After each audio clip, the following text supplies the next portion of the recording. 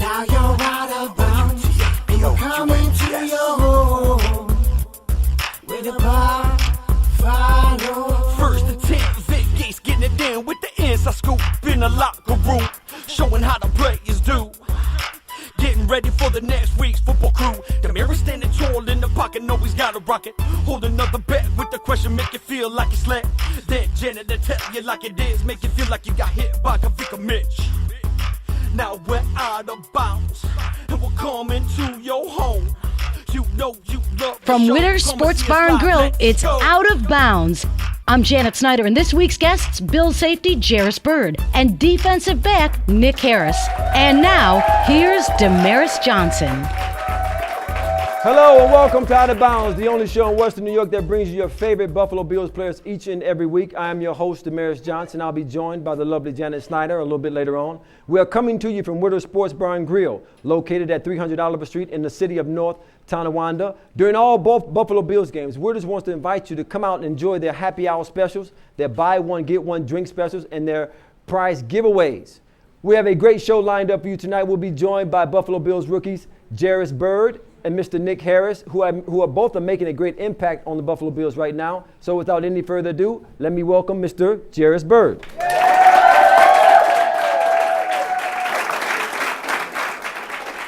Jairus, thanks for coming out tonight, brother. Thanks for having me. Appreciate it. Hey, we appreciate you coming out as well. Hey, let's get into something that is hot news coming out of One Bills Drive today. All right. The injuries. Okay, the injury to Dante Whitner and Leotis McKelvin. One may affect you more than the other. That's the injury to Dante, which should put you in a position where you have to step it up and make plays right away. Definitely. With this injury, I pretty much think that well, it's not really defined if he's going to play or not, but knowing Dante, I know he's going to do everything to get out on the field, but I just have to prepare as if he's not going to play to make sure that I'm ready. Well, regardless of that, you've been getting a significant amount of playing time. Yeah. This past week, you played a major role in slowing down that New Orleans offense. You want to talk about that a little bit? Yeah, we went with a different package out there this week, and we brought an extra safety in and brought Dante down in the box to try to stop their run and show him a different look than we've been doing. And it worked pretty good, for most of the game. Well, you did a great job stopping the pass, but how did that affect you guys stopping the run? It affected us a little bit. At the end, I think they kind of showed they got a hang of what we were doing, and some runs started to pop out of there a little bit. But for the most part, I think we did a good job of controlling both. Yeah, I thought you did an excellent job, especially those first three quarters. And during that time, eventually the defense will wear out, and you guys will, you'll end up giving up some of the big yardage that you guys gave up. Talk about that touchdown run that kind of sealed the victory for the Saints. Definitely. The touchdown run, they ran up the sidelines. They kind of broke it. It was a 10-7 game at that time, and, he kind of went up the sidelines. And I got to be a better open field tackler. Definitely coming in this level, that's not acceptable. I don't allow myself to accept that, so I have to make that play and keep them from scoring. But Now you talked about being a better open field tackler. For the fans who don't remember, you had an opportunity to make a play on the sideline. I thought it was a great move, especially from a professional running back standpoint. But what were you seeing and what were you thinking as you saw him coming down the sideline? Allow the fans to get inside of the helmet with you a little bit. Okay, yeah, coming down the sideline, when someone has space like that, you kind of want to take away a side.